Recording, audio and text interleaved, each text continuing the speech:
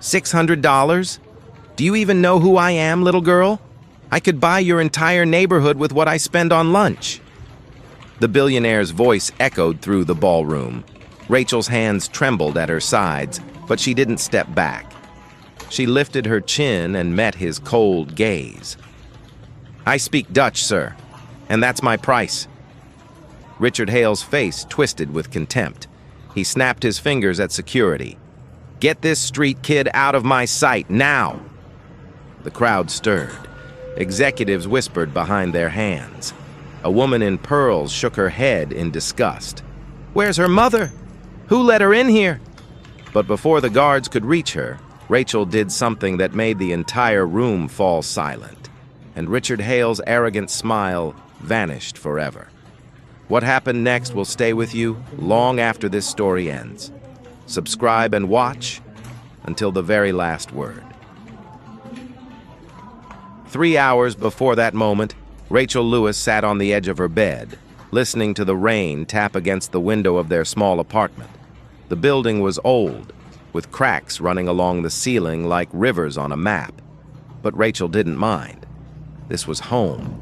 On her nightstand sat an old radio, its brown plastic faded from years of use. It had belonged to her father. Every night before bed, she turned the dial, searching for foreign stations. French news from Montreal, German broadcasts that drifted in after midnight, Spanish programs from Miami. And sometimes, if she was lucky, a Dutch channel that came through like a whisper from another world. Her father had taught her to listen, not just to hear, but to truly listen, to catch the rhythm of a language, the melody hidden inside words. He used to say that every language had its own heartbeat, and once you found it, the words would follow. Marcus Lewis had been a freelance interpreter before he died. He spoke 7 languages fluently and could manage 5 more in basic conversation. His small bookshelf, now sitting in the corner of Rachel's room, held dictionaries in Dutch, German, French, and Spanish. Dog-eared pages, handwritten notes in the margins. These were his treasures, and now they were hers. He passed away when Rachel was 6, a heart attack, sudden and cruel. One morning he was teaching her how to say good morning in Dutch, and by evening he was gone.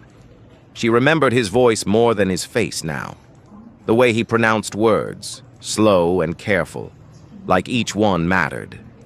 After his death, Rachel made herself a promise. She would learn every language he knew. She would carry his voice inside her own. By age 7, she had started teaching herself from his books. By 9, she could read French newspapers. By 11, she was helping her mother with work documents that came home in stacks every night. Now, at 12, she spoke 5 languages with near-perfect fluency. English, French, German, Spanish, and Dutch. Dutch was her favorite. It was the language her father loved most, the one he called the language of patience and precision. It was also the rarest, the one nobody expected a 12-year-old black girl from a poor neighborhood to know. Her mother, Grace Lewis, worked at a translation company downtown. Not as a translator, though. Grace answered phones, filed paperwork, and delivered documents. She worked long hours for little pay, often bringing home extra files to process at night, just to make ends meet. Rachel helped her every evening. She would sit at the kitchen table, a stack of documents between them, and read through contracts, business letters, and technical reports in languages her mother couldn't understand. Grace would watch her daughter with a mixture of pride and worry. Pride because Rachel was extraordinary. Worry because extraordinary didn't pay the rent. And the rent was the problem. The night before, Rachel had been lying in bed when she heard her mother's voice through the thin walls. Grace was on the phone, her voice tight with desperation. "Please, just one more week. I'll have the money, I promise. $600. I just need a few more days." The landlord's response was muffled, but Rachel heard enough. If they didn't pay by Friday, they would have to leave. $600 stood between them and the street. Rachel didn't sleep that night. She lay awake, staring at the ceiling, thinking about her father's books, thinking about the languages living inside her head, thinking about $600. The next afternoon, Grace received an urgent call from work. A major conference was happening at the Grand Metropolitan Hotel downtown. Important documents needed to be delivered immediately. Her supervisor was sick, and Grace was the only one available. "I'm sorry, baby," Grace said, grabbing her coat. "I have to go. There's no one to watch you, so you'll have to come with me. Just stay quiet and don't touch anything, okay?" Rachel nodded. She put on her best dress, a simple blue one with a small tear near the hem that she had sewn herself. She braided her hair the way her father used to, 2 neat rows close to her scalp. Then she followed her mother out the door. The Grand Metropolitan Hotel was unlike anything Rachel had ever seen. Crystal chandeliers hung from ceilings 3 stories high.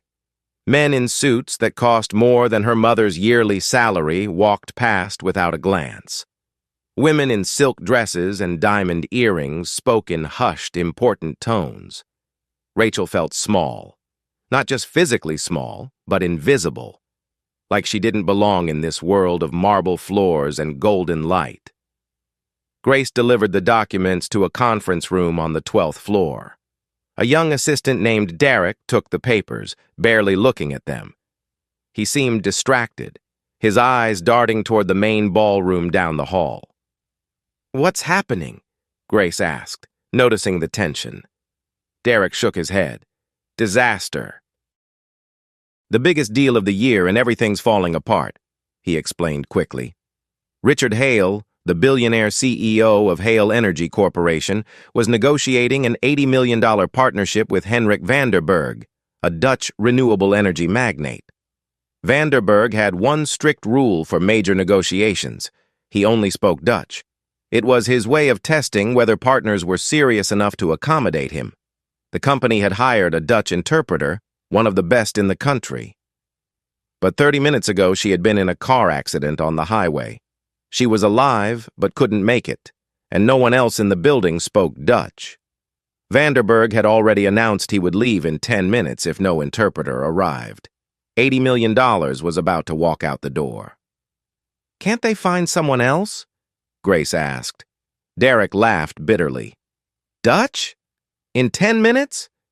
This isn't Spanish or French. There might be 3 people in this city who can interpret Dutch at a business level, and none of them are answering their phones."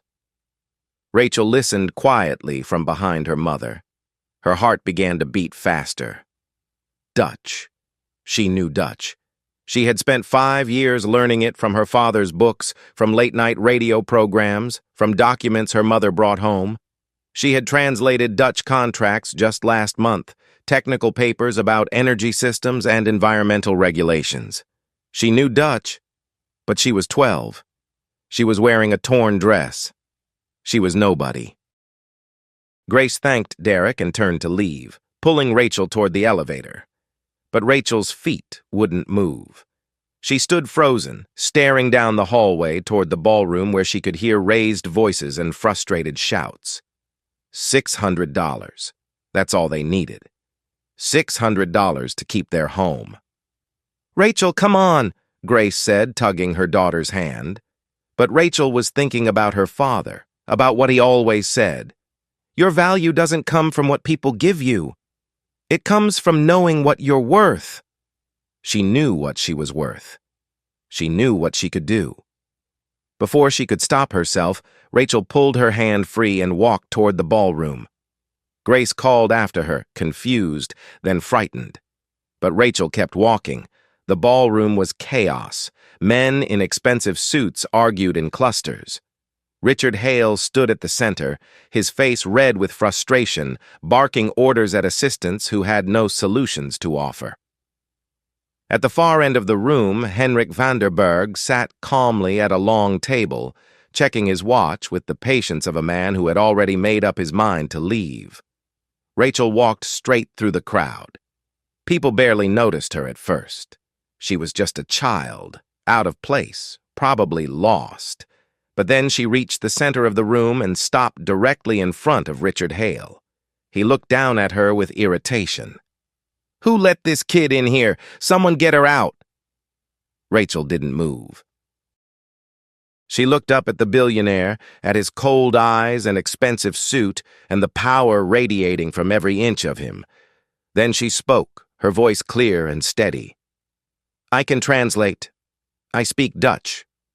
Hale stared at her.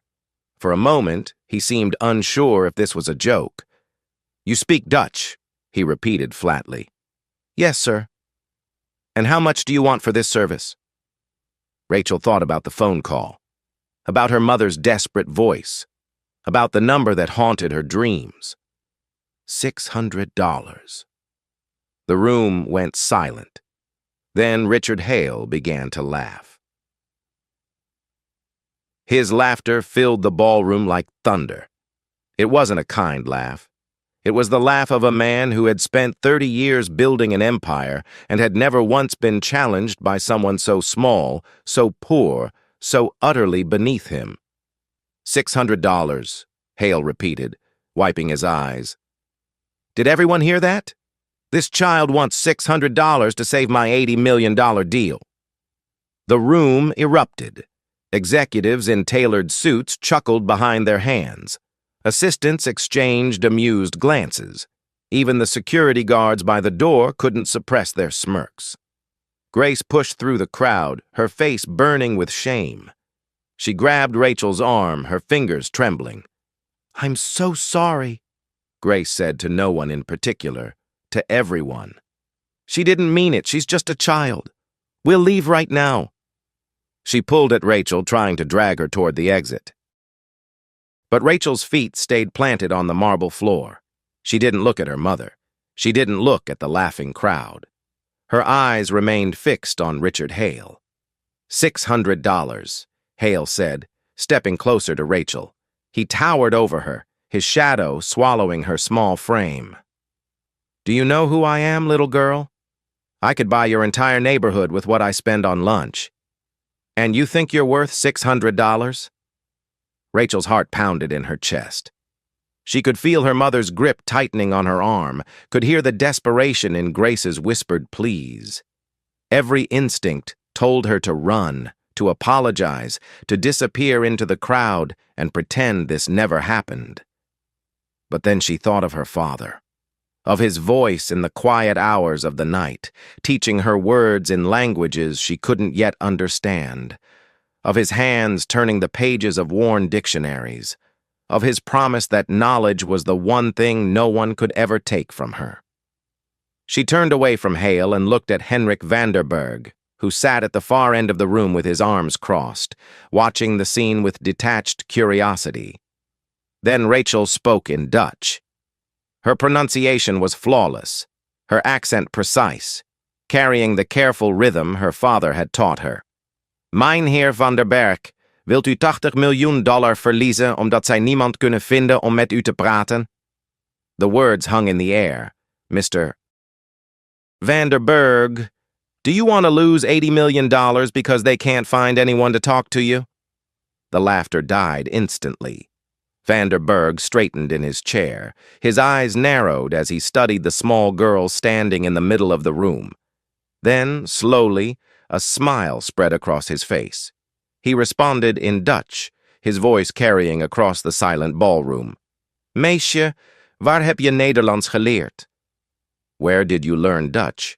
Rachel answered without hesitation. "Van mijn vader. Hij zei dat dit de taal van geduld en precisie was. From my father. He said this was the language of patience and precision." Vanderberg's smile widened. He turned to Richard Hale, switching to heavily accented English. "I accept this girl. She speaks better Dutch than your last 3 interpreters combined." He checked his watch. "We begin now, or I leave." Hale's face had gone pale. He looked from Vanderberg to Rachel, his jaw tight with barely controlled fury. This wasn't supposed to happen. A child from the streets wasn't supposed to walk into his negotiation and take control. But $80 million hung in the balance, and Henrik Vanderberg was already pulling out his chair. "Fine," Hale said through clenched teeth. He pointed at Rachel. "But if you make one mistake, one single error, I will personally ensure you and your mother never work in this city again." Rachel nodded. "I won't make a mistake." Grace stood frozen near the wall, her hand pressed against her mouth, tears streaming down her face. She didn't know whether to be terrified or proud. Her daughter, her 12-year-old baby, was about to interpret a multi-million-dollar business negotiation. The meeting began.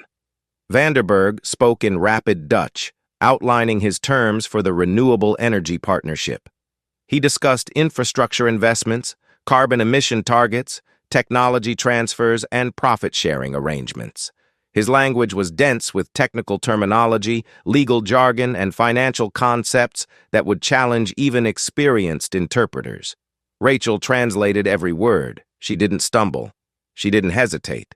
Her voice remained steady as she converted Vanderburg's Dutch into precise English, capturing not just the words but the intent behind them. When Vanderburg made a subtle joke about American business practices, she translated the humor. When he expressed concern about long-term commitments, she conveyed his skepticism. When he laid out his non-negotiable conditions, she made his firmness absolutely clear. Hale responded, and Rachel reversed the process with equal fluency.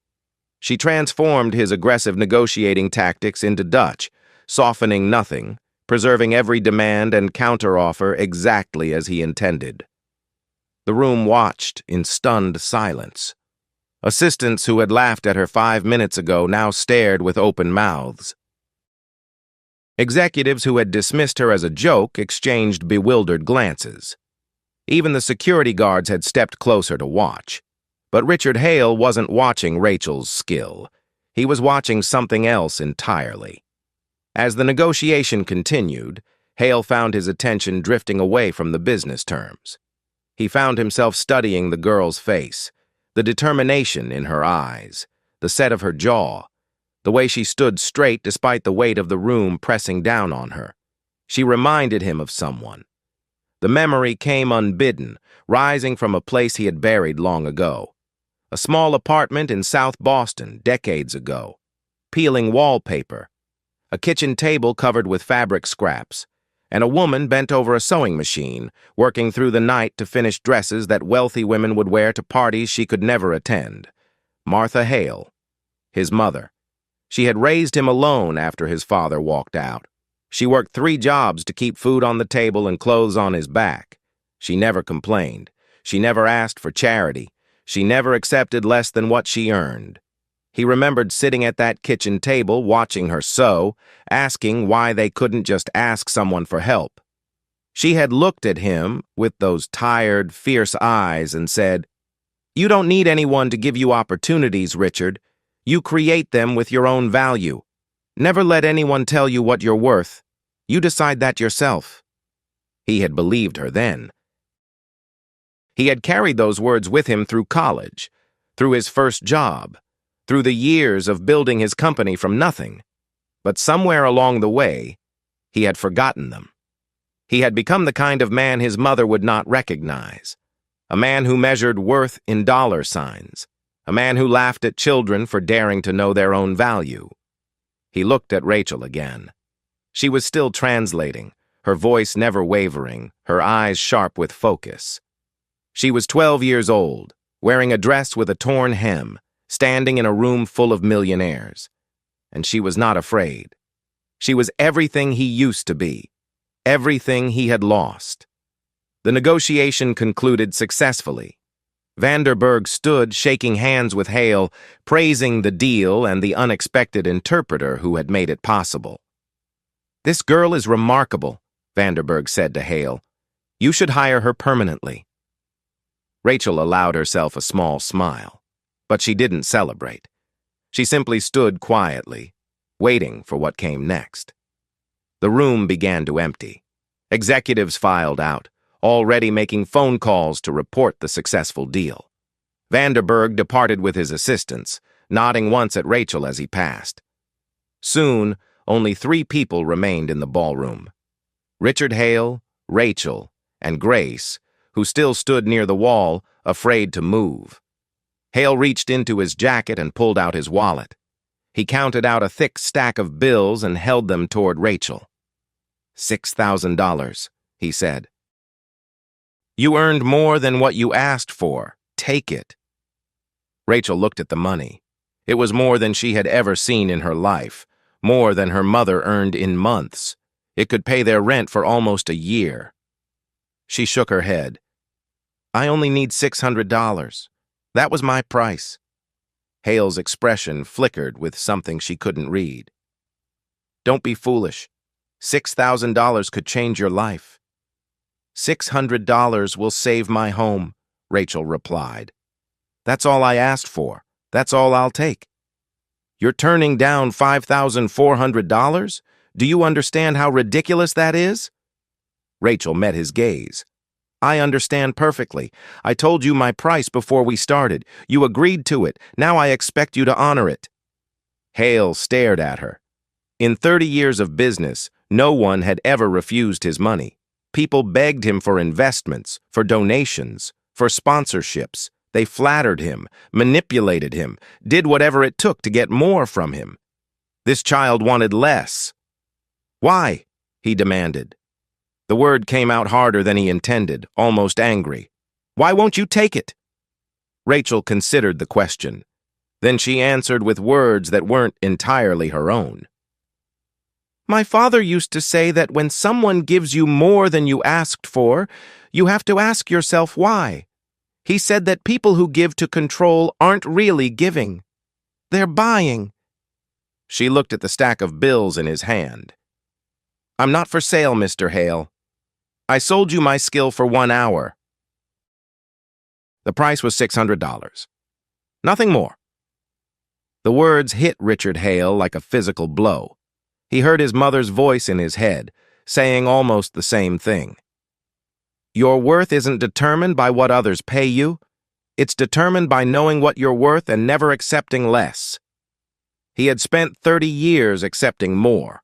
More money, more power, more influence. He had convinced himself that accumulation was success, that wealth was victory. But standing here, looking at this child who wanted nothing from him except basic fairness, he realized the truth. He had been buying people his entire adult life, buying their loyalty, buying their respect, buying their silence. He had become so accustomed to transactions that he had forgotten what genuine integrity looked like. And here it was, 12 years old, wearing a torn dress, asking for exactly what she was owed. His hand began to shake. You don't understand, he said, and his voice cracked. I'm trying to help you. I didn't ask for help, Rachel said gently. I asked for payment. There's a difference. Hale felt something breaking inside him. A wall he had built over decades, brick by brick, to protect himself from the memory of who he used to be. He had buried his mother so deep that he rarely thought of her anymore. He had missed her funeral because he was closing a deal. He had never visited her grave. And now this child, this stranger, was tearing down everything he had built to hide from that shame. My mother, he started, but the word caught in his throat. He tried again. My mother was like you. Rachel said nothing. She simply waited. She never took charity, never asked for more than she earned. She died thinking I would be someone she could be proud of. He drew a ragged breath. I don't think she would recognize me now. Grace stepped forward, suddenly protective. She didn't understand what was happening, but she could see the billionaire crumbling in front of her daughter, and it frightened her. Rachel, we should go, Grace said quietly, but Rachel didn't move. She watched Richard Hale with eyes that seemed far older than 12. My father said that it's never too late to become who you were supposed to be, she said. Maybe your mother would say the same thing. Hale closed his eyes. When he opened them again, they were wet. For a long moment, no one spoke. Richard Hale stood in the center of the empty ballroom, his hands trembling slightly as he looked at the stack of bills he still held. $6,000, a meaningless sum to a man of his wealth. Yet somehow, this child had made him feel like he was the one who couldn't afford something. He couldn't afford her respect. He couldn't buy her admiration. And for the first time in decades, he couldn't purchase his way out of the truth. Slowly, he peeled 6 bills from the stack, $100 each. He folded them neatly and held them out to Rachel. $600, he said quietly. As agreed. Rachel took the money. She didn't count it. She didn't need to. She simply folded the bills and tucked them into the pocket of her worn blue dress. Thank you, Mr. Hale. There was no triumph in her voice, no gloating, just simple gratitude for a fair transaction completed. Hale put the remaining bills back in his wallet. His movements were slow, deliberate, like a man moving through water. Something fundamental had shifted inside him, and he was still trying to understand what it was. He turned to Grace, who stood near the wall with tears still drying on her cheeks. She looked terrified, confused, and proud all at once, a mother watching her daughter do something impossible. "Mrs. Lewis," Hale said, and his voice had lost its sharp edge, "I'd like to speak with you next week. My company is looking for people with genuine ability, not just impressive credentials. I think you might be surprised by what opportunities are available." Grace blinked, uncertain how to respond. "I'm just an assistant. I answer phones and deliver documents." "You raised this child," Hale said simply. "That tells me more about your capabilities than any resume ever could." He reached into his jacket and produced a business card, plain white, with only his name and a phone number printed in black ink. He placed it in Grace's hand. "Call my office Monday morning. Ask for my personal assistant and tell her I requested a meeting with you." He glanced at Rachel. "Both of you, if you'd like." Grace stared at the card as if it might vanish at any moment. "I don't understand. Why would you do this?" Hale considered the question. A week ago, he would have said something about investment potential or corporate image. He would have framed it as a business decision, a calculated move that served his interests. But that wasn't the truth, and he was tired of lying. "Because your daughter just reminded me of something I forgot a long time ago," he said. "Consider it me paying a debt I didn't know I owed." He turned back to Rachel. The girl stood calmly, her hands clasped in front of her, watching him with those steady, knowing eyes. She looked so small in the vast ballroom, surrounded by crystal chandeliers and marble floors. Yet somehow, she was the largest presence in the room. Hale did something he hadn't done in 30 years. He lowered himself to one knee, bringing his eyes level with hers. His expensive suit touched the cold marble floor, and he didn't care. "I owe you an apology," he said. "When you walked in here, I laughed at you. I dismissed you because you were young, because you were poor, because I thought I knew what value looked like." His voice grew thick. "I was wrong." Rachel listened without interrupting. "My mother," Hale continued, "she raised me alone. She worked herself to exhaustion so I could have a chance. She taught me that integrity mattered more than money, that character was worth more than wealth." He drew an unsteady breath. "And I forgot all of it. I became exactly the kind of man she warned me about." A tear slipped down his weathered cheek. He didn't wipe it away. "She died believing I would be someone worthy of her sacrifice. I've spent 30 years proving her wrong." He looked into Rachel's eyes. "But you, standing here today, refusing to be bought, refusing to be anything less than exactly who you are. My mother would have been so proud of you." The words hung in the air between them, heavy with decades of regret. Rachel was quiet for a moment, considering what to say. Then she spoke, her voice gentle but certain. "Maybe she'd be proud of you too, if you started again." Hale's composure finally broke. A sob escaped his chest, raw and unexpected.